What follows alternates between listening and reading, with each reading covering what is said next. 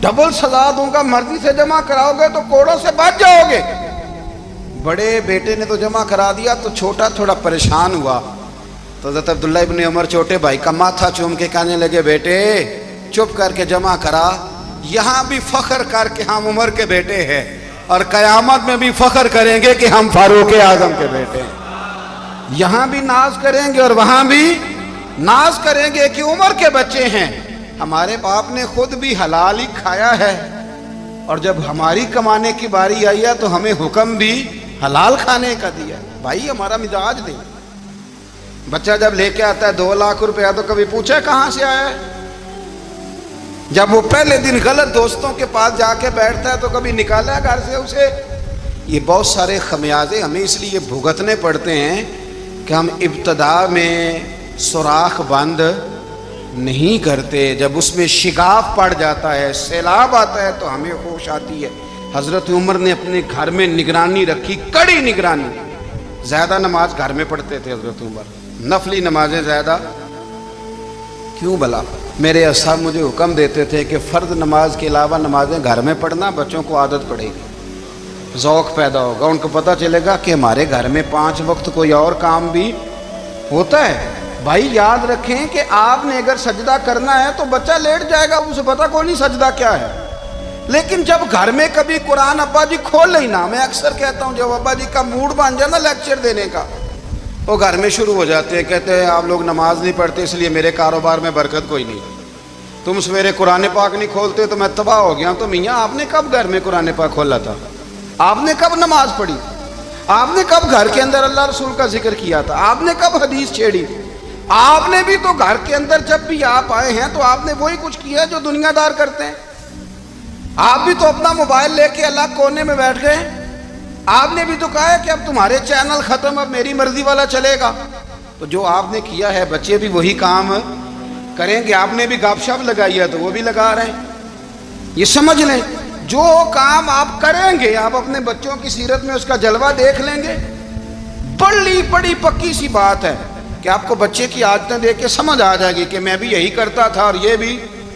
حضرت عمر فاروق رضی اللہ تعالیٰ عنہ وصال فرما گئے، تو آپ کے وصال کے بعد حضرت عثمان غنی رضی اللہ تعالیٰ عنہ نے آپ کی ایک بیوہ سے نکاح کیا، حضرت عمر کی ایک بیوہ سے۔ جب وہ آپ کے نکاح میں آئی تو کہنے لگی حضرت عثمان غنی سے کہ حضور نہ تو میں خوبصورت ہوں اور نہ میں جوان ہوں، نہ آپ کی کوئی خدمت کر سکتی ہوں، میرے ساتھ نکاح کرنا سمجھ میں نہیں آیا۔ کیا شاندار جواب دیا حضرت عثمان غنی نے، کیا خوبصورت جواب دیا۔ فرمانے لگے میں نے اس لیے نکاح نہیں کیا کہ مجھے تمہارے حسن سے دلچسپی تھی یا تمہاری خدمت کی ضرورت تھی، میں نے تو اس لیے نکاح کیا ہے کہ مجھے بتاؤ عمر فاروق گھر کے اندر اپنے رب کی عبادت کس طرح کرتے تھے، وہ قرآن پاک کس طرح پڑھتے تھے، وہ رویا کیسے کرتے تھے، استغفار کا طریقہ کیا، کس وقت کس انداز میں وہ اپنے رب کو یاد کرتے تھے۔ اس لیے کہ عمر کئی دفعہ گھر سے آتا تھا تو میں اس کے چہرے پر نور دیکھا کرتا تھا، میں روشنی دیکھتا تھا، ایک معیار دیکھتا تھا۔ نکاح اس لیے کیا ہے کہ مجھے عمر کی جو گھر کے اندر کی عبادت ہے اس سے آگاہ کرو، تاکہ عثمان غنی بھی چاہتے ہیں اس طرح کے عمل کرو جس طرح کے عمر فاروق کر کے گئے ہیں۔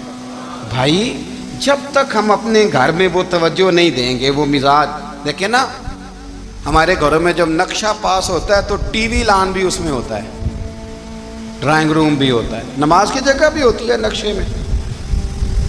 صحابہ جب گھر بناتے تھے تو ایک مسجد بیت کا نقشہ پاس کرتے تھے، ذہن میں رکھتے تھے کہ یہ کونا نماز کے لیے، وہاں جوتے لے کے کوئی نہیں جائے گا، وہاں نماز پڑھی جاتی تھی، عورتیں وہاں اعتکاف کرتی تھیں۔ ٹی وی لان تو آ گیا ہے اور گھر کے اندر ٹی وی رکھنے کے لیے تو ایک کمرہ الگ سے بنا دیا گیا ہے، اور اب جو نئے نقشے پاس ہو رہے ہیں اس کے اندر گھروں کے اندر جگہ بنائی گئی ہے جہاں کمپیوٹر رکھے جائیں، اور بچوں کے لیے وائرنگ ہوگی نیچے تاکہ انہیں کوئی مشکل درپیش نہ ہو۔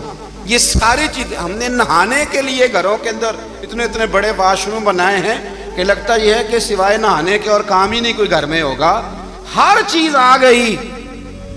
پر اللہ کرے کوئی تفسیر بھی ٹیبل پہ پڑی نظر آئے، کوئی حدیث کی کتاب بھی ٹیبل پہ پڑی نظر آئے۔ اللہ کرے کہ جس طرح ابا لطیفہ سن کے آتا ہے تو جب تک سنا نہ لے اسے ہضم نہیں ہوتا. اللہ کرے کہ وہ جمعے میں بیان سن کے جائے تو اس کا بھی دل کرے میں اپنے بچوں کو سناؤں. وہ نبی پاک کی کوئی حدیث کہیں سے سنے تو گھر جا کے سنائے. جب تک یہ معیار نہیں بنتا آپ کیسے توقع کرتے ہیں کہ گھر کے اندر اللہ کی رحمتیں نازل ہوں گی؟